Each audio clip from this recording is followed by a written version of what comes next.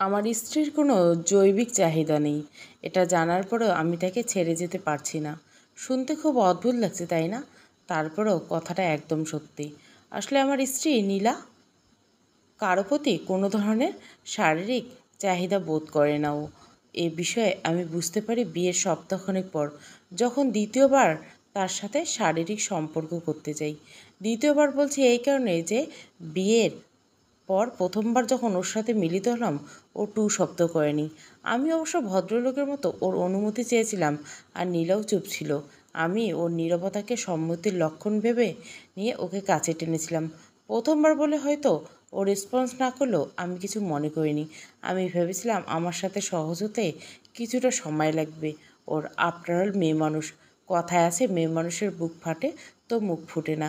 কিন্তু তখন আমি জানতাম না, যাকে মনে মনে ভালোবেসে ফেলেছি সে আদৌ পক্ষে প্রকৃত নারীই নয়। কারণ নারী সুলভ কোনো চাহিদা তার মাঝে নেই। আমি রাশেদ, একটা বিদেশি প্রতিষ্ঠানে সাইডে ইঞ্জিনিয়ারিং হিসাবে কর্মরত। একাকী জীবন ভালোই চলছিল আমার। ছোটবেলায় বাবা মারা যাওয়ার পর মায়ের আরেক জায়গায় বিয়ে হয়। সে সংসারে আমার এক ছোট বোন আছে। বাবা ঠিকাদার ছিলেন। মারা যাওয়ার আগে কিছু সম্পদ করেছিলেন, কিন্তু তা মায়ের হেফাজতে আছে। মেট্রিক পর্যন্ত মা খরচ দিল, তারপর বললেন নিজের পড়ার খরচ নিজে জোগাড় করে নাও। আমি মেনে নিলাম। একা একা খেয়ে না খেয়ে ইন্টার পর ইঞ্জিনিয়ারিং শেষ করলাম। তারপর ভাগ্যক্রমে এই চাকরিটা পেয়ে গেলাম। এর মধ্যে অফিসে কাজে একবার ঢাকা যাওয়া হলো। তখন কোনো একটা ঘটনার পরিপ্রেক্ষিতে আলাপ হয়েছিল নীলার মায়ের সাথে।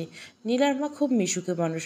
অল্প সময়ের মধ্যে আমাদের জীবন বৃত্তান্ত শুনে নিলেন এবং এতটা কষ্ট পেলেন আমার জন্য সেদিন আমাকে সাথে করে তার বাড়িতে নিয়ে গেলেন।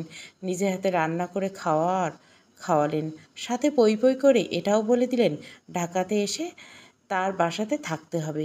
সত্যি বলতে আমি স্থানীয় মানুষটার এই মমতা এড়াতে পারিনি।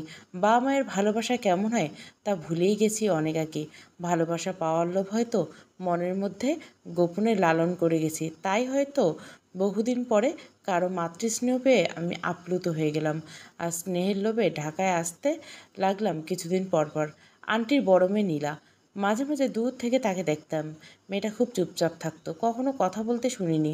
তবু কেন মেয়েটাকে দেখতে দেখতে মেয়েটাকে ভালো লেগে যায়। একদিন আন্টি আলাপ করে দিল নীলার সাথে। শ্যামবনের মায়াবী চেহারা, শান্তশিষ্ট নীলাকে প্রথম দেখে ভালো লেগে গেছিল আমার। আন্টি জানালো তার মেয়েটা অন্যরকম। অনার্স শেষ করে ঘরে বসে আছে, জব করবে না, কারোর সাথে মিশতে ভালো লাগে না বলে। আন্টি চায় একজন ভালো পাত্র পেলে মেয়ের বিয়ে দিবেন। আমাকে পাত্র খোঁজার কথাও বলেন। আমার খুব ইচ্ছে হয় বলে আন্টি আমি বিয়ে করতে চাই আপনার মেয়েকে, কিন্তু সাহস করতে পারিনি। আমি এতিম ছেলে, আর ওর বাবা মা ভাই বোন ভরা পরিবার। তবে আমিও ভুলে কোনো পাত্রের খোঁজ দেই না, অনেকটা ইচ্ছে করি। আমি মাঝে মাঝে তাদের বাসায় গেলে আন্টি বিভিন্ন পাত্রের বায়োডাটা দেখাতো এবং মতামত চাইতো। একদিন না পারতেই বলেই দিলাম আন্টি আমি বিয়ে করতে চাই নীলাকে। আমাকে অবাক করে দিয়ে আন্টি ভীষণ খুশি হয়ে বললেন তোমার প্রস্তাবের অপেক্ষায় ছিলাম রাশেদ। আমার শান্তশিষ্ট মেয়েটার জন্য তোমার চাইতে ভালো কাউকে পাবো না। তুমি আমার নীলার জামাই হলে আমার চাইতে বেশি খুশি কেউ হবে না। তার পরের সপ্তাহে ঘরোয়াভাবে বিয়ে হলো আমাদের। আমার চাচাকে সাথে নিয়ে এসে বিয়ের আনুষ্ঠানিকতা সারলাম। বাসরাতে বেশ ভয়ে ভয়ে নীলার পাশে বসেছিলাম। নীলা এমনিতেই চুপচাপ ধরনের মেয়ে, সেই দিন আরও চুপচাপ রইল। তবু কিভাবে যেন হয়েই গেল দুজনের মধ্যে। আর সবটাই এতটা ঘোরের মাঝে হলো যে আমরা প্রতি ওর মনোভাবটা নজরান্দাজ থেকেই গেল। তারপর দিন নানা ধরনের রীতি রেওয়াজে শেষ করে রাতে কর্মস্থলে ফিরে গেলাম। পরের সপ্তাহে 5 দিনের ছুটি নিয়ে এলাম। আমাকে দেখে নীলা অখুশি হলো না, উল্টে খানিকটা বিরক্ত হলো। ওর মধ্যে কোনো উচ্ছ্বাস নেই। ওর কাছে জানতে চাইলাম কয়দিনে একবারও ফোন দাওনি কেন? লজ্জা লাগে, রোবটিক গলে উত্তর দিল নীলা, অথচ ওর মধ্যে লজ্জার ছিটেফোঁটাও দেখলাম না। আমার কেন জানি সন্দেহ হলো ওকে জোর করে বিয়ে দেওয়া হয়েছে। আচ্ছা, আবার কাউকে ভালো টালো বাসলো না তো? আমি ওকে কাছে টানি, জড়িয়ে ধরে জানতে চাই বিয়েতে মত ছিল না এমন নয়। তাহলে কেমন? ও চুপ করে রইল। আমি ওকে গভীরভাবে ছুঁয়ে দিতে ও কেমন যেন শক্ত হয়ে গেল। আমি হেসে দিলাম। তুমি এরকম করছো কেন? রিল্যাক্স। ভয় পাচ্ছ? ভয় পাওয়ার কিছু নেই। ও জবাব দিল না। তবে শরীর অনড়ভাবে খানিকটা কমলো। আমি ওর সাথে বিভিন্ন বিষয় নিয়ে এটা সেটা গল্প শুরু করলাম। উদ্দেশ্য ওকে সহজ করা। ও টুকটাক উত্তর দিচ্ছে দিচ্ছে না। নতুন বিয়ে বলে নিজেকে বেশিক্ষণ নিয়ন্ত্রণ করতে পারলাম না। কিছুক্ষণ পর আবার ও টানলাম। আদরে ভালোবাসায় ভরিয়ে দিলাম নীলাকে। এক পর্যায়ে আবিষ্কার করলাম পুরো সময়টা ও একবারের জন্য আমাকে জড়িয়ে ধরেনি, জড় বস্তুর মতো শুয়ে আছে কেবল। আমি নীলাকে ডাকলাম। ও চমকে উঠল। জানতে চাইলাম কী সমস্যা বলবে। ও মাথা নাড়ে। আমি বললাম, অবশ্য কোনো সমস্যা আছে? তুমি একদম রেসপন্স করছো না। ও চুপ করে রইল। আমি ওকে অভয় দিলাম, কোনো সমস্যা থাকলে বলো আমাকে, দুজনেই আলোচনা করে সমস্যার সমাধান করা সম্ভব। নীলা চুপ করে রইল। আমি মেজাজ খারাপ করে বলি, মাকে বলবো?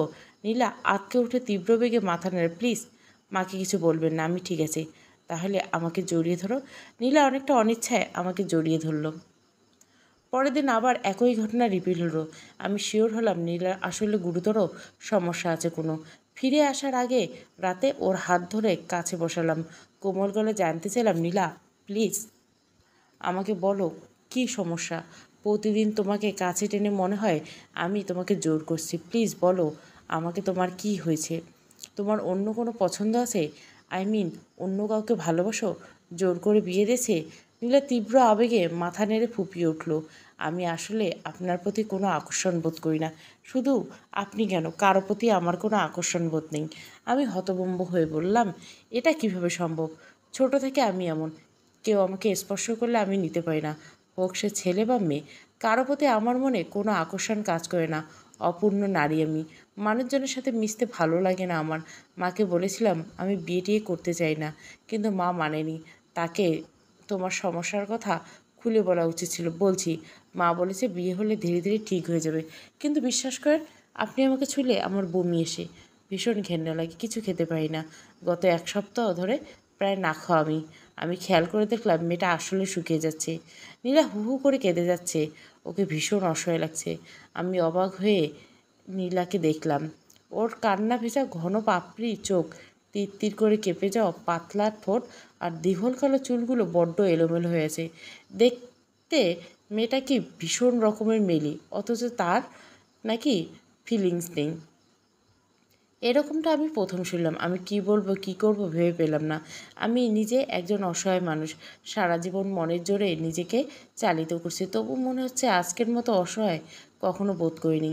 আমি কর্মস্থলে ফিরে গিয়ে নীলার পরিস্থিতি নিয়ে নেটে ঘাটাঘাটি করলাম। নিজের উদ্যোগ নিয়ে আমাদের কোম্পানির অফিসিয়াল ডাক্তারের সাথে এই ব্যাপারে আলোচনা করলাম। তারপর বুঝালাম নীলার ব্যাপারটা আসলে ইচ্ছাকৃত নয়, এটা এক ধরনের ডিসঅর্ডার। ডাক্তার জানালো কাউন্সেলিং করে দেখাতে পারেন, হয়তো ঠিক হতে পারে আবার নাও পারে। পরের বার ঢাকায় এসে নীলাকে কাউন্সিলর দেখালাম। কয়েকটা সেশন দেওয়ার পরে ও আমার সাথে কিছুটা কথাবার্তা বলতে শুরু করলে আমি আশান্বিত হলাম। ওকে কাছে টানার পর আগেরবারের মতো শরীর শক্ত করে থাকলো না, যদি তবে রেসপন্স করলো না। একতরফা নিবেদনায় আশাভঙ্গ হলো আমার। নীরা অপরাধী চেহারা নিয়ে বলে, রাশেদ আমাকে ছেড়ে দিন, আপনি আবার বিয়ে করেন। আমার সাথে থাকলে কোনোদিন সুখী হবেন না আপনি। আমি জবাব দিলাম না। নীলা জানে না ওকে কতটা ভালোবেসে ফেলেছি। ওকে ছেড়ে দেওয়ার কথা ভাবতে পারিনি আমি। এছাড়া শুধু তো ও না, ওকে বিয়ে করে আমি বাবা মা পেলাম, ছোট্ট ভাই বোন পেলাম।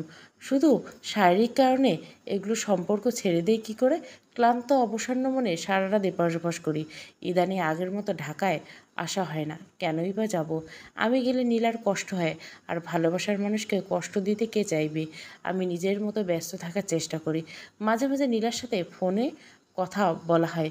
ওর কাছে জানতে চাই কী করবে, এভাবে বাসায় বসে জীবন কাটাবে? তার চেয়ে আমার কাছে আসো, প্রমিস করছি তোমাকে বিরক্ত করব না। নীলা চুপ থাকে। আমি হতাশ হয়ে দীর্ঘশ্বাস ফেলি। নিজেকে যত ওর কাছ থেকে সরিয়ে আনতে চাই, ততই যেন আকর্ষিত বোধ করি। প্রাকৃতিক নিয়মে একসময় বাধ্য হয়ে আবার ওর কাছে যাই, অপরাধী মনে ফেরত আসি। এর মধ্যে একদিন নীলার মা ফোন করে জানালো নীলা প্রেগনেন্ট। এই প্রথমবারের মতো সত্যিকারের অর্থে আনন্দিত হলাম, আশান্বিত হলাম। অন্তত সন্তানের জন্য হলে নীলার পরিবর্তন হবে। আমি এবার জোর করে ওকে আমার কাছে নিয়ে আসলাম। অফিস আর ওর যত্ন নিয়ে দিন ভালোই কাটছিল। যথাসময়ে একটা ফুটফুটে কন্যা সন্তান হলো আমাদের। বাচ্চা হওয়ার পরেও বিন্দুমাত্র পরিবর্তন নেই নীলার। সে আগের মতো জড়তা ও একঘেয়েমি জীবনযাপন করতে লাগলো সে। মাঝে মাঝে আমার মেয়েকে পাশে রেখে আনমনে হয়ে বসে থাকা, সারাক্ষণ চুপচাপ নীরবতা সময় পার করা, দিন দিন এভাবে চলতে লাগলো নীলার। আমি কিছু একটা জিজ্ঞাসা করলে নীলা জবাবে হ্যাঁ হুঁ এতটুকু বলে উত্তর দেয়। নীলাকে এমন উদাসীনতা ও মনমরা হয়ে থাকতে দেখে আমার তখন খুব মন খারাপ হতো। ভাবলাম সে শিক্ষিত, কিছু একটা করুক, তাহলে অন্তত মনটা ভালো থাকবে। একদিন আমি নীলাকে বললাম, দেখো তুমি মাস্টার্স কমপ্লিট করছো, কোনো প্রাইভেট কলেজে শিক্ষকতা করবে। নীলা দেখলাম সেটাতে বেশ সায় দিল। আমি বললাম, আমার এক বন্ধু তোমার ওখানে একটা কলেজের প্রিন্সিপাল, তুমি সেখানে জয়েন করো। কথা অনুযায়ী আমি সব কিছু ম্যানেজ করলাম। নীলা এখন থেকে সপ্তাহে 3 দিন ক্লাস নেয়, কিন্তু প্রতিদিন গাড়ির জন্য বাস স্টপে দাঁড়িয়ে থাকা নীলার জন্য আমার একটু কষ্ট হলো। তাই আমি ভাবলাম নীলাকে একটা স্কুটি কিনে দেবো, কিন্তু ও তো বাইক চালাতে পারে না। তাছাড়া যে বাচাল মেয়ে, পরে যদি কোনো করে বসে তাহলে আরও মহাবিপদে পড়তে হবে আমার। তাই অনেক চিন্তা করে ফাইনাল ডিসিশন নিলাম, আপাতত নীলা এভাবে যাতায়াত করুক। বেশ কিছুদিন হলো নীলার বাবার বাড়িতে আছে। অফিস থেকে আমিও কিছুদিনের জন্য ছুটি নিলাম, চলে গেলাম শ্বশুরবাড়ি। 2-3 দিন থাকাকালীন সময় হঠাৎ একদিন আমি নীলাদের ছাদে গেলাম। নীলাদের একটা ছাদ বাগান আছে, হরেক রকমের ফুলের সমাহার এখানে। বেশ সুন্দর আর মনোরম পরিবেশ। খানিকক্ষণ পায়চারি করে যখন আমি আসতে যাব, ঠিক তখনই ছাদের শেষের দিকে একটা রুম আবিষ্কার করলাম। দেখে মনে হলো এটা একটা পরিত্যক্ত রুম। হেঁটে হেঁটে আমি রুমটির পাশে গেলাম। দরজার ফাঁকে চোখ ফেলতে দেখলাম ভিতরে পুরনো দিনে আসবাবপত্র আর ব্যবহারের অপ্রয়োজনীয় জিনিসপত্র রাখা। দেওয়ালের ওই পাশে কালো চাদর দিয়ে মোড়ানো কিছু ঢেকে রাখা। কী হতে পারে? এইভাবে সহস্র কৌতূহল নিয়ে আমি চাদরটা সরালাম। দেখলাম বেশ ঝকঝকে একটা স্কুটি। গাড়ির সিরিয়াল বর্তমান সময়ের জন্য প্রায় নতুন। দেখে মনে হল এই 2-3 বছর আগে কেনা হয়েছে এমন। তবে স্কুটির সাইডে ঘষে যাওয়া রংটুকু উঠে গেছে। বাড়িতে নীলা 2 ভাই আর 1 বোন। বড় ভাই বিয়ে করে বউ নিয়ে ধানমন্ডিতে থাকে, আর ছোট ভাই বোন দুজনে এবার মাধ্যমিক দিচ্ছে। এতটুকু আন্দাজ করলাম স্কুটিটি নীলারই ছিল বোধহয়। আমি নিচে এসে নীলাকে জিজ্ঞাসা করলাম, উপরের কোনার রুমে একটা স্কুটি রাখা, দেখতে প্রায় নতুন, এটা কি তোমার ছিল? তুমি বাইক চালাতে পারো, বললে না তো আগে? কথাটা শুনে নীলা রীতিমতো ভড়কে গেল। চোখে মুখে বিষণ্ণতার এক চিলতে কালো মেঘ যেন মুহূর্তে ভর করলো চেহারাটায়। যথেষ্ট মলিনতা, আর রীতিমতো এড়িয়ে গেল আমায়। নীলাকে আপসেট হতে দেখে আমি আর এই নিয়ে কথা বাড়ালাম না। বিকেলে আবার ছাদে গেলাম। দেখলাম নীলার ছোট বোন মিম ফুলবাগান পরিচর্যা করছে। আমি গিয়ে ওর পাশে দাঁড়ালাম। মিম আমাকে দেখে জিজ্ঞেস করলো, জানেন দুলাভাই, এই বাগানটা ছিল আপুর খুব শখের। আগে রোজ আপু সকাল বিকেল এগুলো পানি দিত, পরিচর্যা করতো। এখন আপুর পরিবর্তনে আমি দেখাশুনো করি। আমি বললাম, তাই নাকি? তা তোমার আপুর দারুণ শক্ত। এবার আমি মনে মনে ভাবলাম মিমকে এই স্কুটির ব্যাপারে জিজ্ঞাসা করে দেখি ও কি বলে। মিম, তুমি কি স্কুটি চালাতে পারো? কথাটা শুনে মিম দেখলাম চোখ দুটো বড় বড় করে তাকালো আমার দিকে। কে বলছে আমি স্কুটি চালাতে পারি? আমার কি এখনও বয়স হয়েছে স্কুটি চালানোর? হ্যাঁ, তাই তো। তা তোমার আপু কি স্কুটি চালাতে পারে? মিম আমার দিকে ঘুরে তাকালো আর সহজ ভঙ্গিতে বলল, আপনি জানেন না? আপু বলেনি আপনাকে? আমি কিছু না বুঝে বললাম, কি বলবে তোমার আপু? আপু যে স্কুটি চালাতে পারে, নীলা স্কুটি চালাতে পারে, তার মানে এই সামনের ঘরটাতে যে স্কুটিটা রাখা সেটা নীলার? আমি মিমের দিকে তাকিয়ে বললাম, এই যে সামনের ঘরটা যে স্কুটি রাখা সেটা কি নীলার? জি। আপু যখন এসএসসি পাশ করে তখন বাবা আপুকে গিফট হিসেবে এই স্কুটি দেয়। এই স্কুটি নিয়ে আপু রোজই কলেজে যেত। স্কুটিটা আপুর খুব প্রিয় ছিল। তাহলে এটা এখানে রেখে দিলে কেন? তুমি তো চালাতে পারতে মিম। আপু নিষেধ করছে এই স্কুটি যেন হাত না দেই। নীলা নিষেধ করছে? কথাটা শুনে আমি বেশ চমকে উঠলাম। আমি মিমকে আবারও জিজ্ঞাসা করলাম, নীলা নিষেধ করলো কেন? মিম খানিকটা মাথা নিচু করে রইল। তারপর অনেকটা সময় নিয়ে বলল, আপু যে বছর স্কুটি করে তারপর থেকে এই স্কুটিটি এই রুমে তালাবন্ধ করে রাখা আছে। আমি বা সজীব কেউ এই স্কুটিতে আর হাত দেই না। নীলা অ্যাক্সিডেন্ট করেছে? হ্যাঁ, আপু তখন বিয়ে 3rd ইয়ার পড়াকালীন সময়ে একদিন কলেজ থেকে ফেরার পথে বাইকে করে। আমি কৌতূহল নিয়ে মিমকে জিজ্ঞাসা করি, অ্যাক্সিডেন্টে তোমার আপুর কি হাত পা ভেঙেছিল? না। তাহলে তোমার আপুর মাথায় ছট লেগেছিল, তারপর হয়তো অনেক রক্ত বেড়েছে? না। তাহলে তোমার আপুর কী এমন হয়েছিল? তেমন কিছু না। তাহলে ও আর স্কুটি চালায়নি কেন? আর এভাবে বদ্ধ ঘরে রেখে দেওয়ার কারণ কি? আমি অত শত জানি না, শুধু জানি আপুর নিষেধ আছে এই স্কুটিতে যেন আমরা কেউ হাত না দিই। মিমের কথায় আমি খুব অবাক হলাম। আমার কেন জানি মনে হলো এই স্কুটির সাথে নীলার জীবন এমন কোনো গভীর ঘটনা লুকিয়েছে যেটা আমার অজানা। আমি তৎক্ষণাৎ মিমকে বললাম, চলো মিম, আজ আমরা এই স্কুটি বের করি। কথাটা শুনে মিম অনেকটা ভয় সংকুচিত বলল, না বাবা না, আমি পারবো না, আপু রাগ করবে। আরে রাগ করবে না, তোমার আপুকে ম্যানেজ করা আমার দায়িত্ব। চলো আগে আমরা স্কুটিটি বের করি। অবশ্যই মিমকে অনেক চেষ্টায় রাজি করালাম। মিম আর আমি দুজনে মিলে স্কুটিটি বের করে ছাদের ঠিক মাঝখানে রাখলাম। তবে অনেক দিন ধরে বদ্ধ ঘরে রাখার জন্য স্কুটি বেশ ধুলো ময়লা জমে কেমন কদর্য কালার ধারণ করছে। আমরা সেটা পরিষ্কার করে ছাদে স্ট্যান্ড করে রেখে দিলাম। সকালে নীলার চিৎকার শুনে আমার ঘুম ভেঙে গেল। আমি দ্রুত দৌড়ে ছাদে গেলাম। নীলার স্কুটির সামনে দাঁড়িয়ে চিৎকার করেছে যে এই স্কুটি কে এখানে রেখেছে। আমি কতবার বললাম এই স্কুটিতে কেউ হাত দিবে না। নীলাকে রাগান্বিত দেখে শাশুড়িমাও চুপ হয়ে গেছেন। শুধু একবার বললেন, মিম ও সজীব, তোরা কি এই স্কুটি বের করছিস? সজীব মাথা নাড়ি বলল, না। মিম দেখলাম চুপচাপ দাঁড়িয়েছে। মেয়েটা একদম চুপসে গেছে, আর একটু হলে কেঁদে ফেলবে এমন। কিন্তু আমি এদিকে হতবাক হলাম এটা দেখে। নীলা যে এতটা উত্তেজিত হয়ে কথা বলতে পারে সেটা ছিল আমার আরেক বিস্ময়কার। নীলের এমন বিদ্রূপ আচরণে সত্যি আমি ভীষণ অবাক হলাম। আমার মাথা বারবার এটা ঘুরপাক খাচ্ছে লাগলো, এই সামান্য স্কুটিটা বের করে নীলা এতটা উত্তেজিত হয়ে গেল কেন? কী এমন আছে এই স্কুটির মধ্যে যা আমাকে যথেষ্ট ভাবাতে শুরু করলো? রাতে নীলা ঘুমিয়ে যাওয়ার পর আমি নীলার বিষয়টা নিয়ে অনেকক্ষণ চিন্তা করলাম। তখন মাথাটা কেমন অদ্ভুত ব্যথা করে উঠল। যখন আমি ব্যথানাশক ওষুধ খুঁজতে নীলার ব্যবহৃত আলমারিতে হাত দিলাম, নীলার কাপড়ের ভাঁজে একটি ডায়েরি খুঁজে পেলাম। ডায়েরিটা বেশ সুন্দর ও নান্দনিক, তবে নীলা সেটা আলমারিতে খুব যত্ন করে রেখেছে, তা বেশ বুঝতে পারলাম। ডায়েরিটা হাতে নিলাম আর দ্রুত চলে আসলাম নীলাদের বারান্দায়। এবার খুব আগ্রহ নিয়ে ডায়েরির পাতা উল্টাতে শুরু করলাম।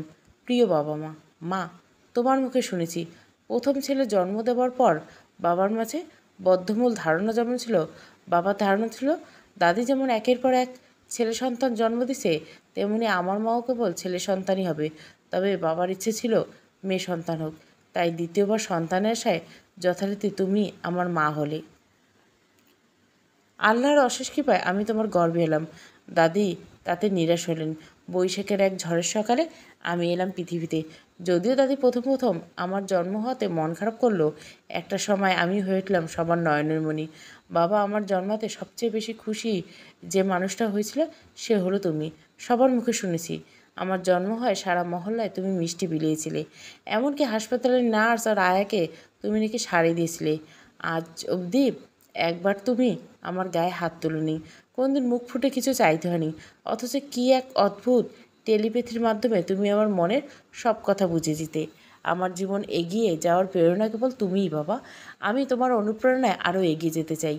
নীরা লেখা বাবা মাকে নিয়ে এমন ভালোবাসা মাখা চিঠিটার পর সত্যি আমার মনটা ভালো হয়ে গেল। তাই কিছুক্ষণ মনে মনে আনন্দের চিত্রে হাসলাম। তারপর আবার উৎফুল্ল মনে ডায়েরির দ্বিতীয় পৃষ্ঠা উল্টাতে শুরু করলাম। নীলার প্রথম স্কুল জীবন নিয়ে লেখা, ছড়া আবৃত্তি, বন্ধুবান্ধবদের সাথে খুনসুটি আড্ডা ইত্যাদি ছিল ডায়েরিতে।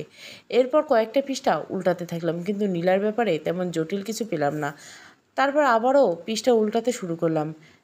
এবার একটা পৃষ্ঠায় নীলার লেখা ছিল, আমার যখন ছোট ছিলাম তখন তোমার কাছে একটা সাইকেল চেয়েছিলাম, কিন্তু বাবা তুমি আমাকে সাইকেল কিনে দাওনি। তুমি বলেছিলে আমার সাইকেল চালানোর বয়স হয়নি। তুমি আরও বলেছিলে আমি বড় হলে তুমি আমায় সাইকেল কিনে দিবে। আমার তখন ভীষণ মন খারাপ হলো। তারপর চলে গেল অনেকটা বছর, কিন্তু আজ যখন আমি কলেজে পা রাখলাম তুমি আমার জন্য স্কুটি কিনে দিলে। বাবা তুমি জানতে তোমার মেয়ের কখন কী প্রয়োজন। নীলার শৈশবের স্মৃতিমাখা অধ্যায়গুলো পড়তে আমার বেশ ভালো লাগছিল, তাই আমি খুব আগ্রহ নিয়ে আবারও পৃষ্ঠা উল্টাতে থাকলাম। 15ই জুলাই। 15ই জুলাই লেখাটা দেখে আমি বেশ চমকে উঠলাম, কারণ মিমের মুখে শোনা নীলা অ্যাক্সিডেন্ট 15ই জুলাই এই তারিখে হয়েছিল। অথচ অদ্ভুত ব্যাপার হলো নীলার ডায়েরিতে এই পৃষ্ঠায় কিছু লেখা নেই। আমি খুব নিরাশ হলাম, কারণ পেছনের পৃষ্ঠাগুলোতে নীলা কিছু না কিছু লিখেছে। তাহলে এই পৃষ্ঠায় নীলা কেন লিখলো না, যা আমার মনকে আরও ভাবতে শুরু করালো। আমি তৎক্ষণাৎ খুব আগ্রহ নিয়ে আবার পৃষ্ঠা উল্টাতে শুরু করলাম, কিন্তু সে অদ্ভুত ব্যাপার ঘটল। আবারও 15ই জুলাই, অথচ এই পৃষ্ঠা ও কিছু লেখা নেই। পৃষ্ঠাটা শুরু থেকে শেষ অবধি ফাঁকা। এরপর আমি যখন আরও একটা পৃষ্ঠা উল্টালাম, দেখলাম নীলা এই পৃষ্ঠায় কিছু একটা লিখেছে। নীলার লেখা, সেই রাত আমার সব স্বপ্ন কেড়ে নিল। আমি তোমাদের কিভাবে বোঝাই বাবা মা? নীলার ডায়েরিতে মাত্র 2 লাইনে এই ছোট্ট কথাগুলো আমার মনে রীতিমতো ঝড় সৃষ্টি করলো। মুহূর্তে শরীর থেকে ঝরঝর করে ঘাম নামলো। অজানা এক আতঙ্কে শরীরের লোমগুলো কেঁপে উঠল বারবার। আমি বারবার এটা ভাবতে লাগলাম, 15ই জুলাই সেটা কি কেবল নীলার জীবনে ঘটে যাওয়া কোনো দুর্ঘটনা, নাকি এর পেছনে লুকিয়ে আছে এক মর্মান্তিক হৃদয় বিদারক কাহিনী? আমি আরও আগ্রহ নিয়ে ডায়েরির আরেকটা পাতা উল্টাতে লাগলাম, কিন্তু এই পৃষ্ঠায় নীলা কিছু একটা লিখতে চেয়েছিলে, অথচ বল পয়েন্ট প্রয়োগ করলে সেখানে কিছু না লিখে আনমনে আড়াআড়ি টান দিয়ে রেখেছে। নীলা কী লিখতে চেয়েছিল আর কী লিখতে গিয়ে থেমে গেল, যা আমার মনকে সময়ে সময়ে জানার আগ্রহে বহুগুণ বাড়িয়ে তুলতে লাগলো। আমি ভীষণ উৎকণ্ঠায় ডায়েরির আরেকটা পাতা উল্টাতে লাগলাম। এবার দেখলাম নীলা এই পাতায় কিছু একটা লিখেছে। আমি তৎক্ষণাৎ খুব মনোযোগ দিয়ে পড়তে শুরু করলাম। বাবা, তুমি বলেছিলে ছেলে ও মেয়ের মধ্যে কোনো ফারাক নেই, কিন্তু তুমি মিথ্যে বলেছিলে।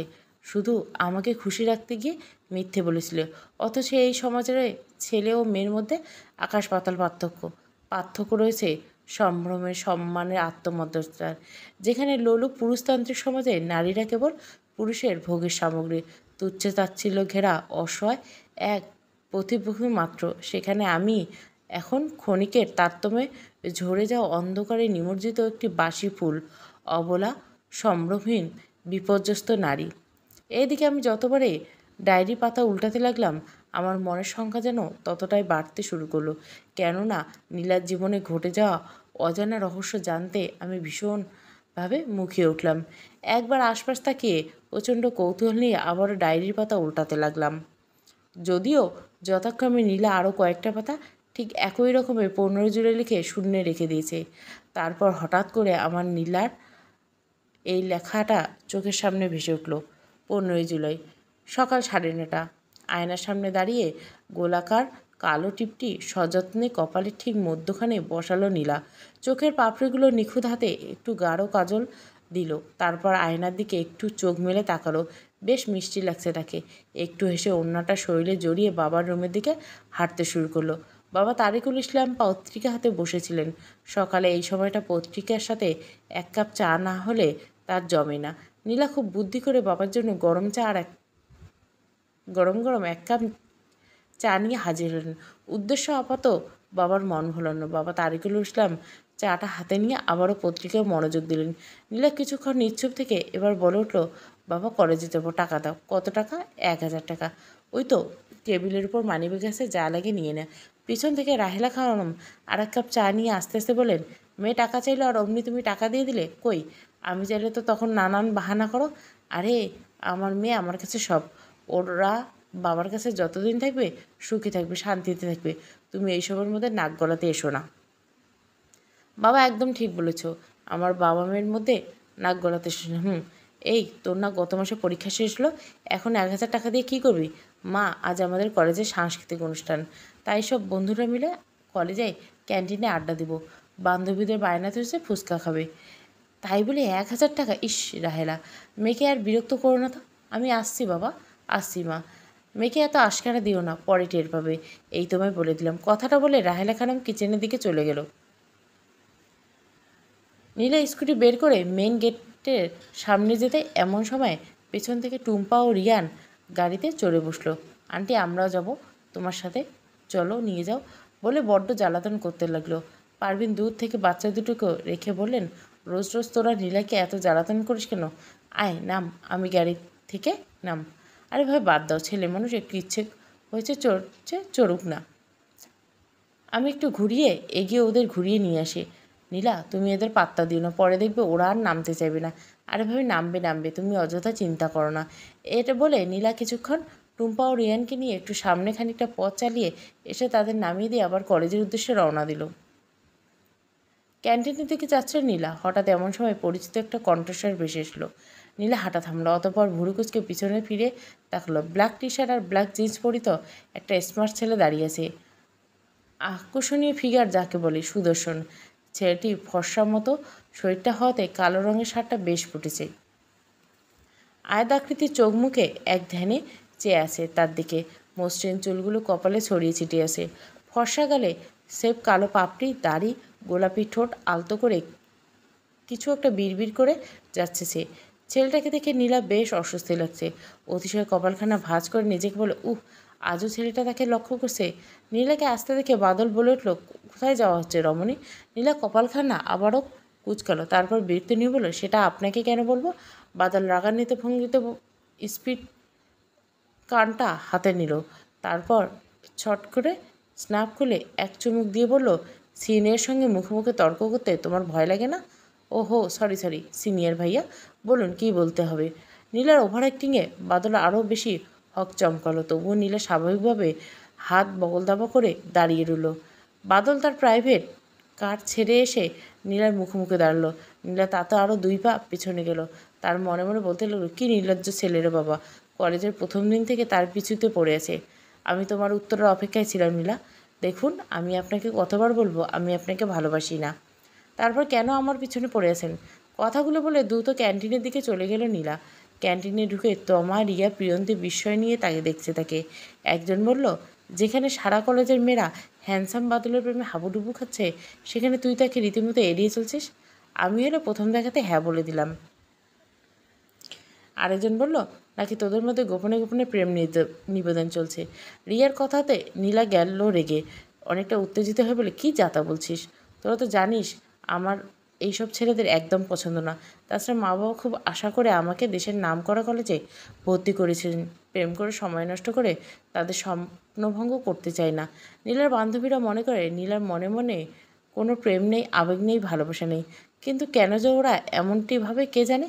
ওদের প্রত্যেকে প্রেম করছে, শুধু নীলার কপাল খারাপ, ক্যাম্পাসে কাউকে তার পছন্দ না। পছন্দ না বললে ভুল হবে, আসলে নীলার ইচ্ছেটা একদম ভিন্ন। সে আগে ভালোভাবে গ্র্যাজুয়েশন কমপ্লিট করবে, বা আমার স্বপ্ন পূরণ করবে। প্রেম ভালোবাসা জড়িয়ে নিজের কেরিয়ার নষ্ট করার কোনো ইচ্ছে নেই তার। নীলা খুব সাদামাটা জীবনযাপন করে। বান্ধবীরা যেখানে একের পর এক সম্পর্ক করে ফাটিয়ে দিয়েছে, সেখানে নীলার মনোযোগ শুধু বইয়ের পাতায়। সারাদিন মুখ ডুবিয়ে বই পড়তে বসা আর এক্সামের জন্য প্রস্তুতি নেওয়া। একজন মেধাবী ছাত্রীর যতটুকু গুণ থাকা দরকার, নীলার মধ্যে সেটা ছিল যথেষ্ট ভরপুর। তাই বাকিরা সারা বছর না পড়েও নীলার তৈরিকৃত নোট পড়ে অনেকে পাশ করে উত্তীর্ণ হতো, যার ধরুন নীলা তার বন্ধুমহলে বেশ জনপ্রিয়। নীলা বসতে বসতে বলল, তোমরা সবাই চলে এসেছিস? এই রুমা কোথায় রে? আর বলিস না, ও তো এসে ওর বয়ফ্রেন্ডের সাথে ডেট করতে চলে গেলো। ইস, এই মেয়েকে নিয়ে আর পারাগুলো না। রুমাটা আর কোনোদিন শুধরাবে না। সাথে সাথে প্রিয়ন্তী বলল, জানিস না এই নিয়ে তার 10 নম্বর প্রেম চলছে। কে জানে 2-3 দিন পর অভিককে ছেড়ে অন্য কাউকে ধরে। যা বলছিস। কথাগুলো বলতে গিয়ে সবাই অট্টহাসিতে ফেটে পড়ে। এইদিকে হঠাৎ রিয়ারও গ্রিন সিগন্যাল বেজে ওঠে। মানে রিয়ার প্রেমিক পুরুষ সায়ন দূর থেকে তাকে ইশারা দিচ্ছে।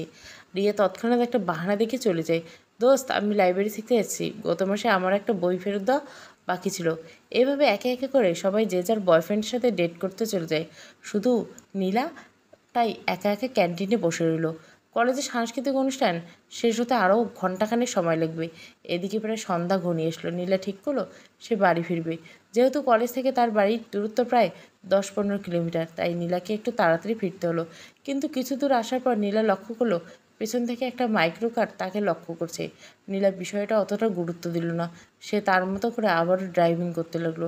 সামনে একটা সরু রাস্তা, তার ঠিক 2 পাশে ঘন জঙ্গল।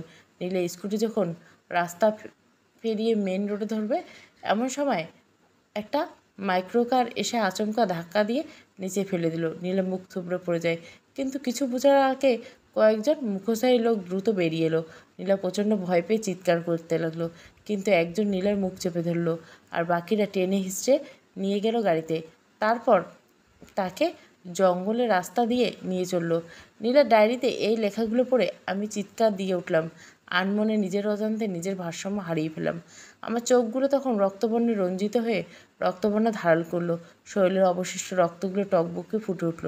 আমি প্রচণ্ড রাগ আর ক্ষোভ নিয়ে আমার হাত দুটো মুষ্টিবদ্ধ করলাম। কিন্তু কখন কিভাবে চোখ দুটো থেকে অশ্রুকণা বেরিয়ে এলো বুঝতেই পারলাম না। নিজেকে অতিশয় সংযত করে আমি আবারও নীলার ডায়েরির অবশিষ্ট লেখাগুলো পড়তে লাগলাম। প্রায় ঘণ্টাখানেক পর ওরা আমাকে রাস্তার ঠিক পাশে রেখে ফেলে গেল। অল্প কিছুক্ষণ পরে আমার জ্ঞান ফিরল। আমি উঠতে চাইলাম না, কিন্তু পারলাম না। ওরা শকুনের ন্যায় আমার উপর ঝাঁপিয়ে পড়ছিল, ক্ষতবিক্ষত করে দিয়েছে আমার দেহ ও মনকে। ব্যথা পড়া শরীর নিয়ে আমি গোঙাতে লাগলাম, কিন্তু আমার আর্তনাদ তখন কান পর্যন্ত পৌঁছালো না। নির্জন রাস্তায় শুধু নিথর দেহখানা পড়ে রইল। আমি এদিক ওদিক তাকালাম, কিন্তু চারদিকে অন্ধকারে নিজের অস্তিত্ব হারিয়ে ফেললাম। অনেক কষ্টে আমি বাড়ি ফিরলাম। দরজার পাশে আসতে বাবা মা আমার জন্য দুশ্চিন্তায় অস্থির হয়ে আছে। বাবার ব্লাড প্রেশার বেড়ে গেছে, মা বাবার মাথায় পানি ঢালছে। এমন অবস্থায় আমি কি করে বলবো, কি বলবো, যেন সেই ভাষাটা হারিয়ে ফেললাম। শত কষ্ট বুকে চেপে চিৎকার দিতে গিয়েও একটু চুপ থাকলাম। মনের মধ্যে সহস্র যন্ত্রণা দিলে নিজের রুমে এসে দরজা বন্ধ করে দিলাম। তারপর সবাই জানলো আমার সামান্য স্কুটি অ্যাক্সিডেন্ট হয়েছে, কিন্তু শুধু আমি জানি সেদিন আমার সাথে কি ঘটেছিল।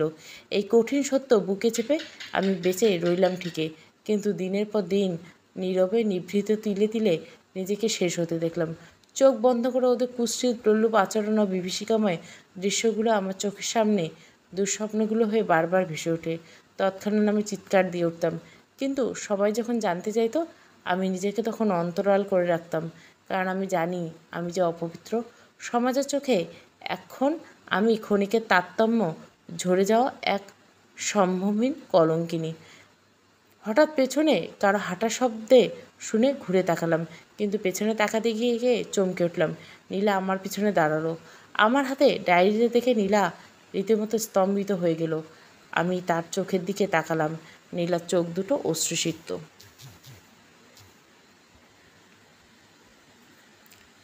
কাল রাত্রি। গল্পটা ভালো লাগলে অবশ্যই লাইক, শেয়ার এবং সাবস্ক্রাইব করবেন। Thank you for watching.